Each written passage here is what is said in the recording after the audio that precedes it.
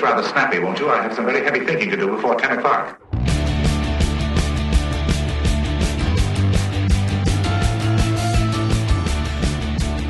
All right, welcome to another episode of Get It Right Texoma with the trio, Mike Hendren, Terry McAdams, Trey Serralo. I'm very happy to have you with us once again. Welcome back. Glad to have you here. Part of our job here, our mission, if you will, is to inform and entertain our audience. We focus on events and news all around Texoma, but we do sprinkle in some regional and national stuff from time to time, state stuff, etc. We try to bring in some interesting guests when we can and offer you a unique perspective. I made up another word there. How do you catch a unique rabbit? Unique up on it. There you go. I had to catch a tame one. Tame way. Okay. Sorry. You said you messed up on it. Sorry. This is what I got to put up with. Yep. Anyway, But we're unique. What are we unique? We're unique. We are unique, and we try to give you unique. We sound like a makeup commercial now. Welcome to Unique. Anyway, we try to give you a unique perspective on the world around us, and we thank you for taking the time to listen to us, whether you're getting us on YouTube or Spotify, however you get us. And please do like and share this on all your social media platforms. Help us get the word out. Go to our Facebook page, Get It Right Texoma. Yeah. Many of you, I'm sure, have already been there. So please go there, like and share, and comment. We want to hear from you. We want feedback from you. We want to know what you think about things. GetItRightTexoma.com. That's right. That's the website. There you go. So we got a few things to talk about here today. Coming up on June the 14th, just a few days away as of the recording of this show. It's the classic movie Rudy is going to be shown. Rudy. At the downtown Wichita Falls Farmers Market. And admission. Yeah, it's absolutely free. Yeah, you can't beat the price. I'm telling you. And I think that this is a monthly thing that they do at the Wichita Falls Farmers Market. Yeah. And this is the downtown, the original Farmers Market that's on Indiana. Yeah. Yeah. Is it Ohio? No. Ohio. If it's the original one, yes, it's Ohio and eighth in Ohio. Eighth in Ohio. Yes. Yes, it's in Ohio. It's the one that they put doors on years ago. Yeah. Yeah. For the longest time, it was just this big open air market. Right. And if the weather was bad, you couldn't do anything down there. If it was too cold, if it was raining or whatever, you couldn't do anything. By the way, the oldest street in Wichita Falls runs right behind it. And most people think it's an alley, but if you look, there's a street sign. It's called LaSalle Street. Yes. It is the oldest named street in Wichita Falls. Yeah. It was all the way back to 1881, I believe. I think that's right. Interesting. Yeah. So long time ago. Long time ago. Is that so? The earlier in the day, then on June 14th. Yeah. Oh, also June the 14th and the 28th. Oh, the 28th. Okay. I think it's going to be every other Friday type thing. Oh, from 11 to 1, Take It Outside Community Picnic Series. It's going to happen at Park Central. Yes. Right across from Big Blue, downtown Wichita Falls. Going to have live music. Local restaurants will be on hand. Everybody around there is going to be open. So, walk around, take it all in, show some patronage to all these folks that are downtown. That's right. Absolutely. I mean, this is the thing, guys. We want to see our downtown flourish again. Yes, and I had this discussion a couple days ago with somebody else. And because somebody had made the argument, said, I'll just bulldoze the whole damn thing and start over. And I'm like, whoa, stop. Why would you want to see an entire segment of your city fail? Why would you want to see an entire section of your city just fall into complete disrepair and just bulldoze it all? Well, anyhow, what are you going to, with what money? You're going to rebuild it with what? People don't think these fairy things dust and tears of an angel. Probably. Jesus Christ. People don't think there's buildings these down there that and a lot of people have spent a lot of money rehabbing those buildings down there. In just the last probably 4 or 5 days, I've been through downtown 2 or 3 times, and I see work going on. Oh yeah. And I'm talking about major work going on. I mean, you can look at it and go, okay, somebody's spending some money here. They're not just slapping some lipstick on the pig. They are physically rebuilding and reinforcing buildings to turn them into something new. That's right. And so there's a lot happening down there. But the point I made to this person was look, when I was a senior in high school, when I was graduating high school in 1990, Trey was as well, 1990, so almost 35 years ago now. you could fire a cannon off down Scott Avenue in the evening, and you wouldn't hit anybody. Oh, yeah. It was dead. I mean, it was dead. And the last major retailer left in 91, that was Sears, and things just started to kind of go into decay. And then a few years later, people started showing up. You got guys like Mr. Will Kelty, who bought Big Blue.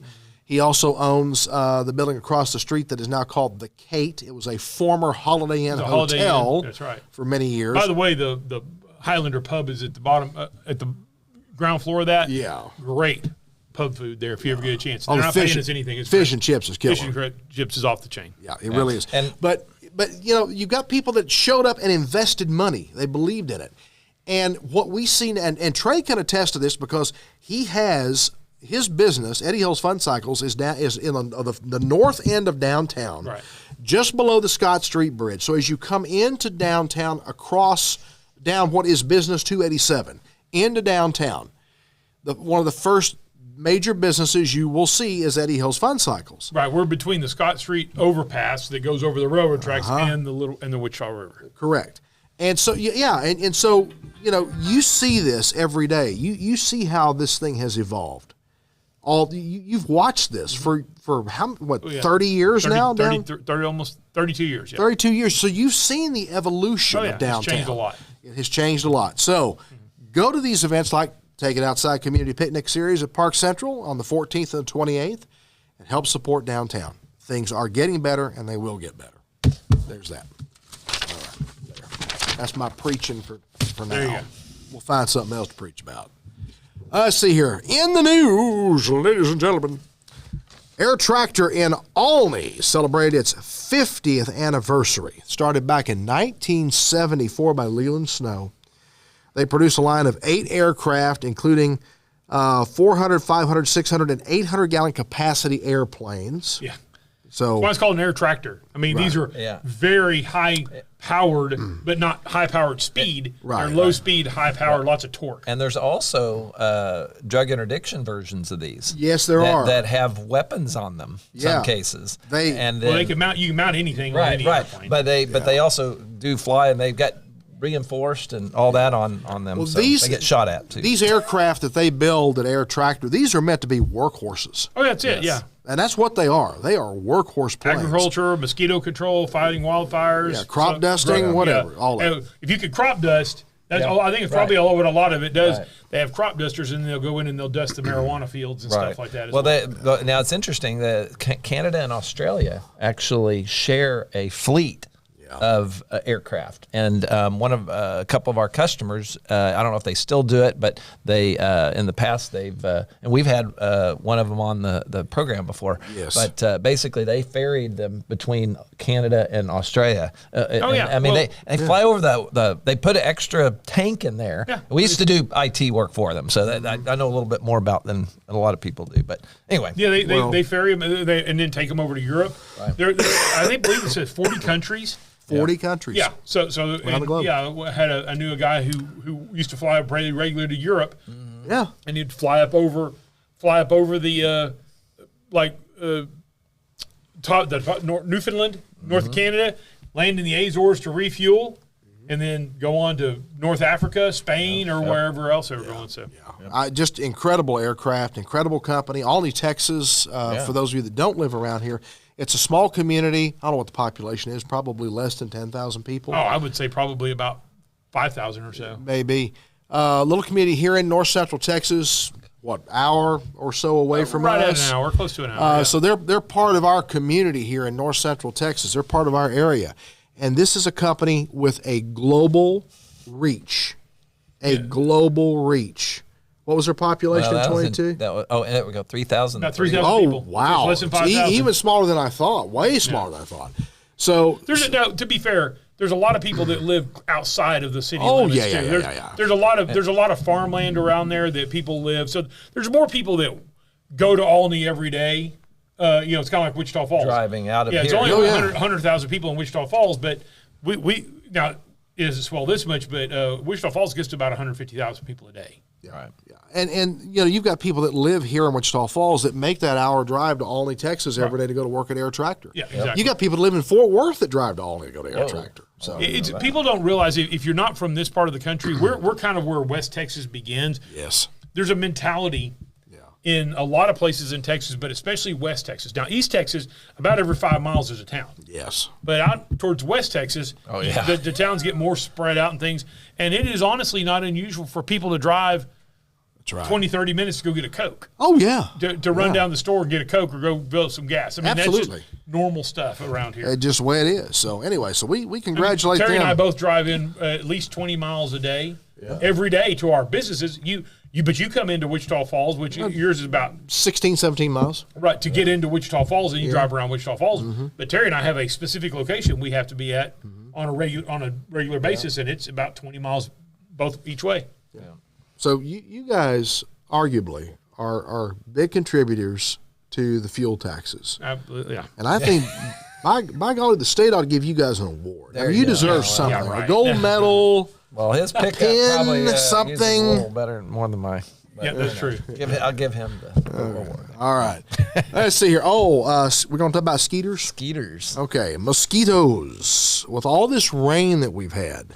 And then you get the heat, and it just, and so and mosquitoes, their gestation period is about 10 minutes. And so and they lay a lot of larvae. They do. And so you have we do a lot of spraying around the county for mosquitoes, and it's happening right now. But unfortunately, sometimes all your efforts aren't just quite enough. So people have to take, I think, some responsibility on yourselves. If you got standing water on your property, try to dry it up. You try to dry it up. You got a trash can lid or a wheelbarrow or something. Tires are the worst, because if you ever set it like a tire that's not a wheel, a tire, where it's open in the middle, water gets in there and then it stays inside. It's hot. It's black, so it attracts heat. So it becomes like an oven inside there. It's an incubator. It's an incubator, exactly. And it holds water for a while because you got that lip, and you don't have the sun that's killing the larvae. So yeah, exactly right. I mean, you have shade. You have heat, you have water, you have moisture, you have everything you need for mosquito larvae to flourish. And I can dump those tires out. I can already hear guys going, well, it's so hard to get the water out of the tire. Here, pro tip for you. Shop vac with a wet sleeve, the foam sleeve on the inside to protect the motor. Suck the water right out. Or try to put it inside, or just flip it over. Well, but why do you even need the tires to begin with? Well, I mean, if you're playing football. I mean, I run tires and stuff like that. Yeah, but most of us don't. I know. So you might get them recycled. If you drive out to the Sorala estate, you're very likely, if you can see the back of the property, you won't see tires. You'll see Trey doing his exercises with a tire. Yeah. Oh, instead of weights, he's got a tractor tire over. Yeah, he's got the tractor tire with the yeah. That's what we did in CrossFit. Fortunately, all my tires that I'm using are attached to wheels. Yeah, okay, good. Yeah. He's the only guy in the world that Chuck Norris looks at and goes, Yeah, I don't know about that. So anyway, but I will tell you, not only the county, one thing you can do as well. And they're not paying me at all for this, but I've used this product for about 4 years now. Spartan mosquito tubes. They're tubes. They come about this long. You can get them. You can get them from Home Depot, Lowe's, Tractor Supply Company, probably Amazon. I don't know where all you can get them a lot of places.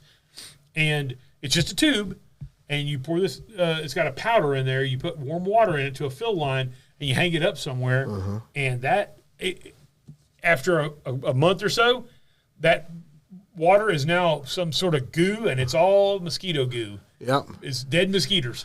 And I don't know what it does, but it keeps them away, and also, I guess it kills them. It does a lot of things. I use a similar type of product. It's a little bag with a chemical in it. It's an all-natural thing, and you fill it with water, and it dissolves and attracts flies. Yeah, I do flies as well. That's different. But Spartans are specifically for mosquitoes, but I do the same. I have the fly bags as well. Yeah. And matter of fact, the last one I hung up, it hung there for 4 days. I'm going to estimate we had 20,000 flies in that bag. Oh, yeah. And they start smelling pretty quick. They do. Well, think about it. Their little bodies decay fast. Yeah. So Yeah, and the flies are left in there flying around alive. Help me, and I'm like, no. And it's 100% American made. American. I didn't even know that. Yeah. Yep, I didn't either, but now we do. Made in America. Oh, well, let's talk a little bit here about. You want to talk about Buc-ee's? Sure. Buc-ee's. If you don't know, we're not getting one here. Explain what Buc-ee's is if you're not from around this area. All right. If you're not from the South in particular, Yeah. Buc-ee's may be unfamiliar to you. So let me explain it to you. It is the closest thing to heaven on earth, I think. No, not really. No, what it is, a Buc-ee's Travel Center, number one, they don't allow semis on their property. It's strictly for motorists, commuters. It is, first of all, 3,000 gas pumps. It's not a truck stop. They're huge. They're all huge. Seriously, they've got dozens and dozens and dozens of gas pumps.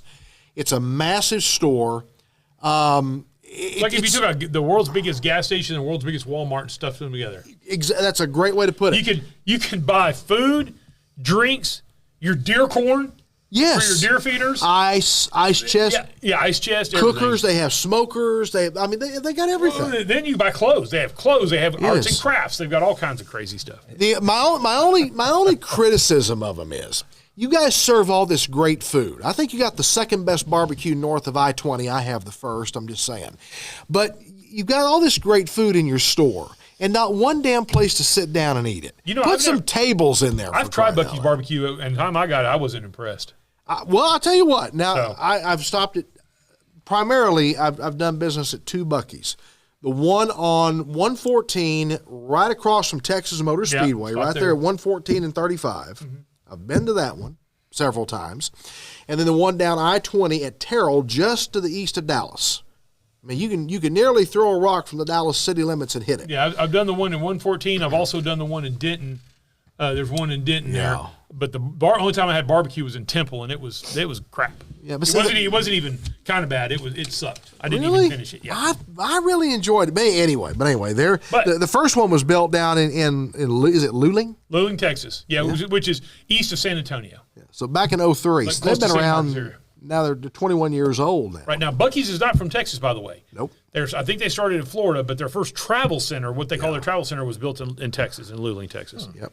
And so they're going to replace that store with a new 75,000 square foot travel center. It will be the largest in the nation when it's built. Think about that. 75,000 square feet. Yeah. That's massive. Yeah. Yeah. Wow. That's even bigger than Trey's home. Slightly.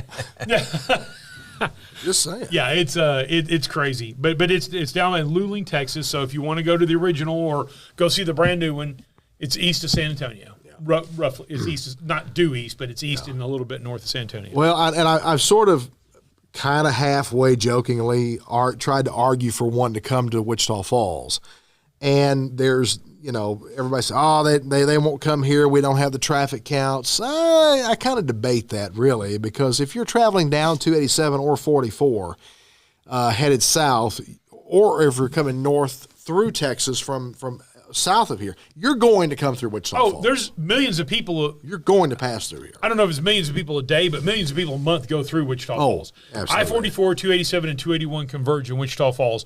So basically, if you're from the DFW area and you're going to Colorado, New Mexico, well, maybe not New Mexico, but Colorado, Arizona, and stuff like that, unless you're going the southern route, you're going to come through Wichita Falls. There's a movement, there has been, to basically rename or rededicate or reappoint the Central Freeway through Wichita Falls down to where it splits between 287 and 281, to redesignate that as I-44 and to bring the interstate all the way through Wichita Falls. And there's some great benefits to that. And that we probably ought to save that for another show. Yeah, I would love to have somebody on that knows some of the intimate details of that and how that would impact us. Work on that. But the impacts could be very positive for Wichita Falls in doing that, to extend that I-44 corridor. I know who to contact to get a guest. All right. Trey will work on that because he's good at that. Yes, sir. He's really good at that. No, I'm serious. I'm not trying to be funny. He really is good at it. Flaws in the logic that Trump won't leave the White House if elected. Yeah, so, this is if I was a law enforcement officer, yes, especially if I was like a Secret Service agent or in that area, or if I was in the military, because the military does guard the president as well. Yep. This would piss me off and insult me to no end. Terry, you were in the military. Mm-hmm. Am I incorrect? Or am I correct in saying that part of what you do is you swear an oath to uphold the Constitution? The Constitution, not the president. We Don't swear an oath to a president. Nobody does. Constitution. And the Secret Service doesn't swear an oath to a president or person. They swear an oath to uphold the Constitution. So if you're so fucking stupid to think that an elderly man is going to barricade himself in the White House by himself, and all these people that are fit, trained, have weapons are going to allow that to happen, you're crazy. Well, it's insulting. It's the same thing as if I was a black person and I had some middle-aged white person saying that I need help because I can't get a license or I can't get a checking account or something like that, I would be insulted. It's the same thing. You're insulting all these people that have sworn to uphold the Constitution. What you're saying is that they're not going to do their sworn duty. They have no integrity. Bullshit. We talked a little bit about Robert Platform Shoes De Niro and his little fit that he had on the streets of New York outside the Trump trial a few days back. And he said in his little dissertation that he gave out there and his incitement of the crowd that Trump would not leave the White House. He actually said that. I think there's people that believe it. Now he's kind of unhinged. I think there's people that really truly believe this, and I'm going. The concept is ridiculous. But he's already proven. He's already been there. But even if he hadn't, it just you got to be insane to think that all these people are just going to go. Okay, you're right. Yeah, boss, good to go. I mean, right? If you think about this, if you think the president, Biden, Trump, whoever it is, has their quote-unquote finger on the button that they can, at will, go over and go like this, and nuclear missiles are going to start launching, you're an idiot. No, he doesn't have, don't. There are so many backstops. There are so many other controls. There's so many other people that are involved in doing this. A lot of cogs in that wheel. It's the same thing as whether a president's going to leave or not. Yeah. Right. Yeah. So it is. It's ridiculous. But you've actually, like you said, you got people out here that I think actually believe it. I think. Well, no, there's people that believe it. They genuinely believe that that's going to happen. Guys, that's not going to happen. It's the same logic. Go ahead, Terry. I'm sorry. No, go ahead. It's the same logic. It's the same logic as these idiots who are I agree with in a lot of things. Who I heard over and over that Obama's coming to get their guns. Really? So Barack Obama is going to walk on door to door and go, "Hey, would you please hand me your gun there?" Yeah. Or Barack Obama is going to tell people to go get your guns, and people are just going to do it. Come on, use your brain. He can't. So first of all, the federal government, the federal law enforcement is not big enough to go all over the place. And the military's not. Right, the military's not. So you're certainly not going to get, in Texas anyway, the vast majority of your sheriffs are not going to do it. No. And your police chiefs aren't going to do it. No. So, there's just not enough people. Right. And by the way, the military, you're telling, look, I know that military people are trained to follow orders. Yeah, but not illegal orders. But not illegal orders. Yeah, that's right. They have to be lawful orders. They have to be lawful orders that are go against that don't violate the Constitution. Exactly. And telling that a military that you have to turn on your own citizens. Yeah, nope. People just don't tend to do that. Volunteer force. I had a man, and I honestly don't recall his name. He was in the Air Force. He was stationed at Shepherd Air Force Base. This guy had some rank on him. He was not an officer, but he had some rank. He was way up the enlisted So he should have taken a shower, is what you're saying? Yes. Has some rank on him? He should have. Yes. Yeah, sorry. Deodorant. Yeah. Deodorant. Anyway, now this guy had some rank on. And we were talking, and this was back during the Obama administration, and there were some tensions, going on with Israel. Surprise, surprise there. And he told me, and I forget exactly what precipitated the comment, but he said to me, the day I am told to turn my weapon on Israel is the day I will lay down my weapon, take off this uniform, and walk away. Of course. And there's so many people that are like, no, there's no way I will walk away. I will do it. Yeah. And of course we got into why he believes that, and there's a lot of biblical stuff behind that. and there was for him. Or I will turn my weapon on the person who's trying to force an illegal order. Yeah. And apprehend them. Yeah.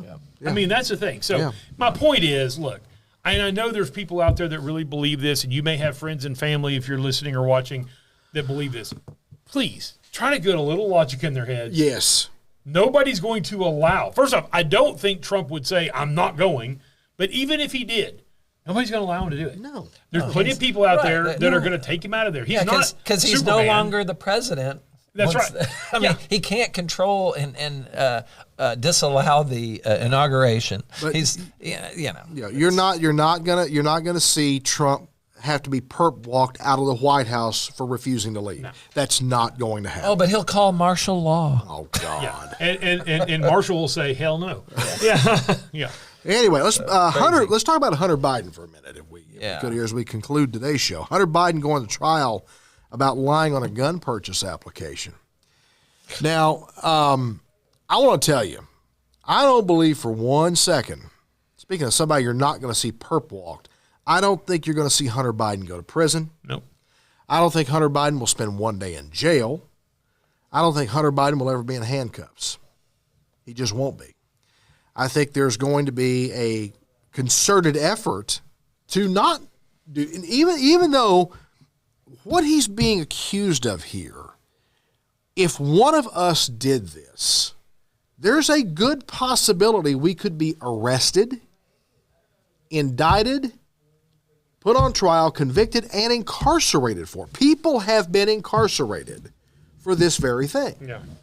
If nothing else been convicted and lose all your privileges, you're now a felon. Yes. And then not house arrest, but probation or whatever. Yeah. So I don't think for 1 second that's going to happen with this guy. They've been chasing this gun charge though for a while. Yeah. This has been going on for several years now. Yes. This didn't just happen last week. This happened some time ago. Yeah. And, when you go back and, first of all, I think this is the least of Hunter Biden's issues. When you go back, and of course, no one in the media is even talking about it right now, but when you go back and you follow this money trail with the Biden family and how much of this flowed through Hunter Biden, through his law firm, through his association with Burisma Gas, the gas company in Ukraine, oddly enough. When you look at, I know, what a coincidence, huh? Not.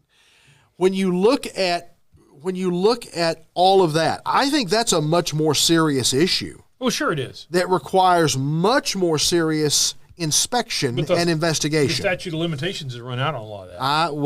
But you know what? Congress has a lot of power, Trey. Well, they don't. They do as a win. Well, they don't flex it. But they damn sure could.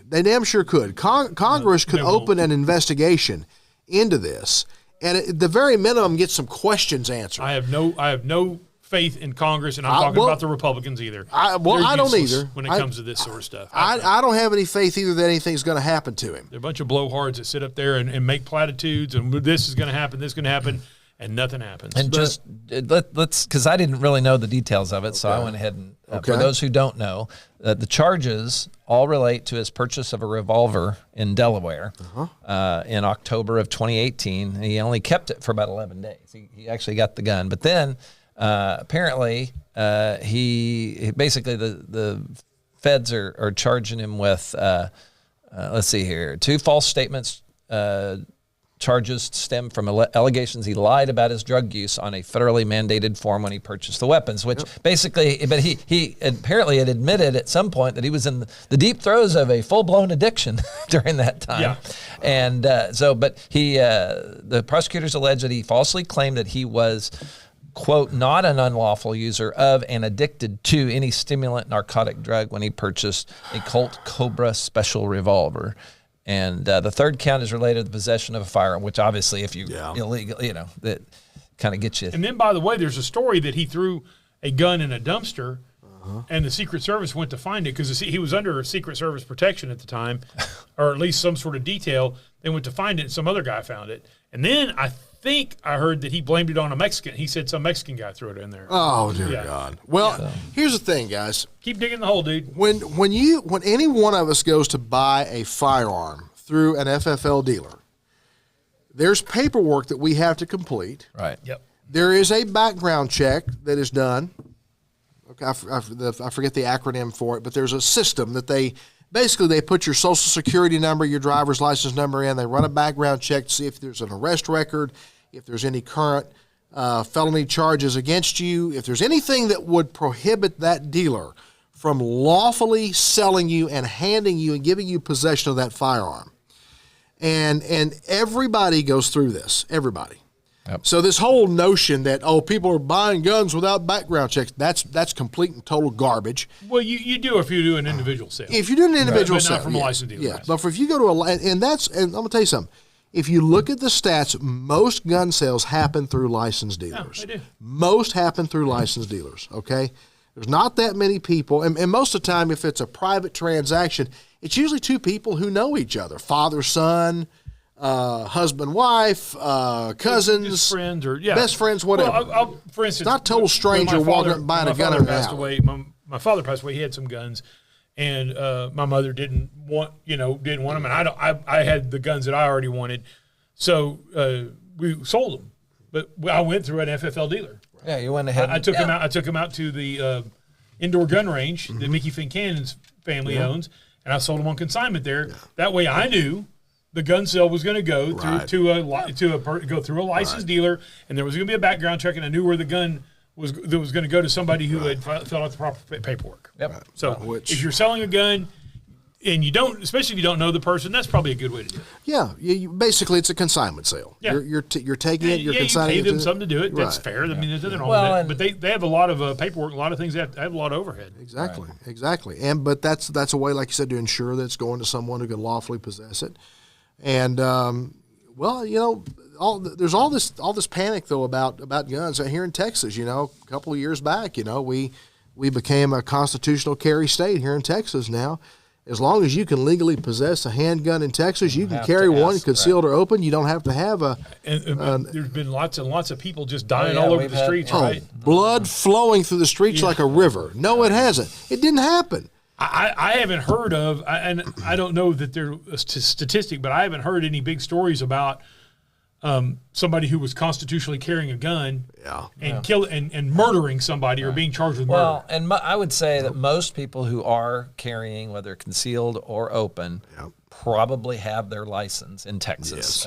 Because there's the benefit of reciprocity, being able to go across state lines and all that. So there's certainly benefits there, and then there's a couple other things. But otherwise, and also just the knowledge and the training. And by the way, having a background check is not going to stop a criminal from obtaining a weapon illegally, because if they want it, it's usually some sort of now whether Hunter Biden, I think he may have some mental incapacity at the time claim because of the addictions and all that. If that's and that's probably why he's claiming not guilty. We'll hear as the trial goes on. Yeah. But now whether he.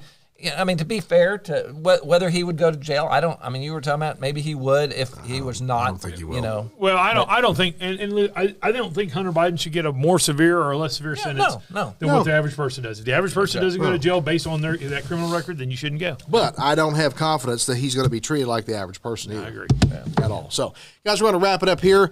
Get It Right Texoma, brought to you by Eddie Hills Fun Cycles, 401 North Scott, downtown Wichita Falls since 1966. Get them online at eddiehillsfuncycles.com. Mac Tech Solutions, 4020 Ray Road, Suite 3B in Wichita Falls. MacTech-Solutions.com is the website.